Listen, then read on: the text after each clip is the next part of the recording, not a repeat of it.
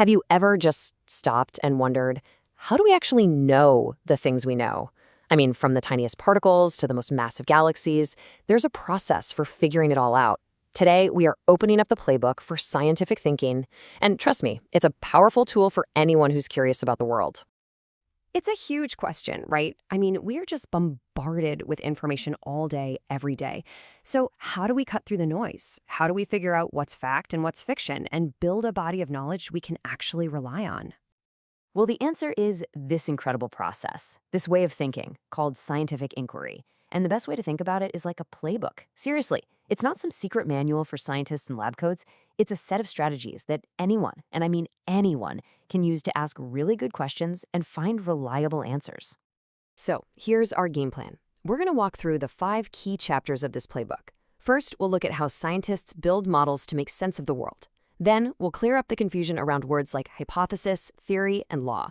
After that, we'll jump into the 2 main kinds of studies, get a handle on the key players known as variables, and finally, learn how to read the results. Ready? Let's dive in. All right, first up, modeling the world. Look, to understand something really complex, whether it's an atom you can't see or an entire solar system, you can't just jump right in. Scientists have to start by creating a kind of blueprint. And these blueprints come in a few different flavors. You've got physical models, like a model airplane that helps you understand how a real one works. Then there are conceptual models, which help us picture things we can't see, like the classic ball and stick model of a water molecule. Mathematical models use the language of numbers. Think of a famous formula like E equals mc squared. And finally, computational models use powerful computers to run complex simulations, which is how we get those weather forecasts every morning. Okay, so once you've got your blueprint, you need a game plan for how you're going to investigate it. This brings us to 3 of the most important and honestly most misunderstood words in all of science: hypothesis, theory, and law. So, let's start with hypothesis. This is basically your educated guess. It's a statement about how you think something works, and this is the key part, it has to be testable. So a hypothesis could be something like, if I listen to music while I run, then I will run faster. See? It's not a proven fact yet. It's just a question that you've put into a statement, all ready for testing. Next up, we've got a scientific law. Now, this is not a guess. A law describes a pattern we see in nature that has been tested again and again and again and holds true every time. The law of gravity is a perfect example. It tells you what will happen. An apple will fall from a tree, but notice it doesn't explain why it falls. Laws are the what. And that brings us to the big one, the scientific theory. Now, in everyday conversation, we might say, oh, I have a theory about that, when we really mean we have a hunch. In science, it's the complete opposite. A scientific theory is a deep, comprehensive explanation for why things happen, and it's backed by a mountain of evidence. Think of the theory of plate tectonics. It doesn't just say earthquakes happen, it explains the whole mechanism of continental drift that causes them. It's the why. So let's just put this all together, nice and clear. A hypothesis, it's a narrow, untested question. A law, it's tested, it's also narrow, and it describes what happens. A theory, also well tested, but it's broad, and it explains the how and why. And here's a super important point. They aren't steps on a ladder. A hypothesis doesn't just grow up to become a theory and then a law. They are different tools for different scientific jobs. Okay, game plan is set. You know what you want to investigate.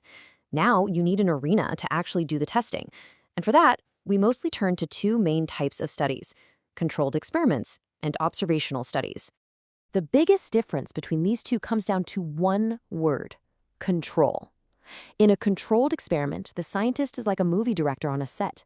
They control everything, and they intentionally change one specific thing to see its effect. In an observational study, the scientist is more like a wildlife photographer out in the jungle, just watching, observing, and taking notes without interfering. So, let's think about baking bread. Let's say you want to know how yeast affects how high the bread rises. You could bake 3 loaves. For each one, you keep the flour, water, sugar, and baking time exactly the same. The only thing you change is the amount of yeast. That is a perfect controlled experiment. You're isolating one single factor to see its effect. Now, let's contrast that with studying frogs. You can't exactly bring frogs into a lab and order them to communicate for you, right? So instead, you have to do an observational study. You go out to a pond, you sit quietly, and you just watch. You record what you see and hear. You're observing the system in its natural state, without changing a thing. So let's zoom in on that controlled experiment for a minute. To run a good one, you absolutely positively have to understand your key players. And in the world of science, we call these players the variables. To make this crystal clear, let's stick with our baking theme. Let's say our experiment is trying to answer this question. What temperature will cause banana bread to rise the most? First up is the independent variable. This is the one thing, and only one thing, that I, the scientist, am changing on purpose. A super easy way to remember it is that the I in independent is for the thing that I vary. So in our banana bread experiment, the independent variable is the oven temperature, which we're setting to different values for each loaf. Next, you have the dependent variable. This is the result. It's the data you're measuring, and its outcome depends on the change you made. In our case, we'd be measuring the height of each loaf of bread after it's baked. The height of the bread is the dependent variable because we expect it will depend on the oven's temperature. And finally, we have the control variables. And this part is absolutely crucial. These are all the other things you have to keep exactly the same to make sure you're running a fair test. We would use the exact same recipe, the same amount of ingredients, the same kind of pan, and the same baking time for every single loaf. If we didn't, we'd have no idea if the bread rose higher because of the temperature or, say, because we used a different pan. Okay, the experiment is finished, the banana bread is out of the oven, and we've got our measurements. Now it's time to read the scoreboard. This just means looking at all that data you collected and searching for patterns or relationships. In science, we have a name for these relationships: correlations. And generally, your data is going to tell you one of three basic stories. You could have a direct relationship, where as one thing goes up, the other goes up too. You could have an inverse relationship, where as one thing goes up, the other goes down. Or you might find there's no relationship at all. Let's look at some simple examples. A direct correlation, that's like driving a car. The faster you drive, the farther you go in an hour. If you plotted that on a graph, you'd see an upward slope. An inverse correlation is like climbing a mountain. The higher your elevation, the colder the air gets. That graph would have a downward slope. And no correlation, well, that's just a random scatter of dots on a graph. For instance, there's likely no correlation between the number of cups of coffee you drink and your final GPA. Sorry to be the bearer of bad news. And that, in a nutshell, is the scientific inquiry playbook.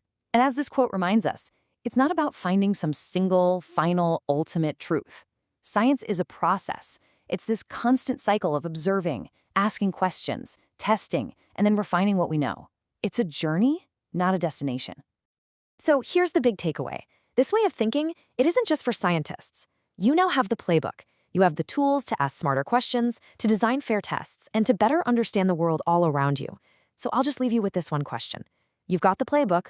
What are you curious about? What will you investigate first?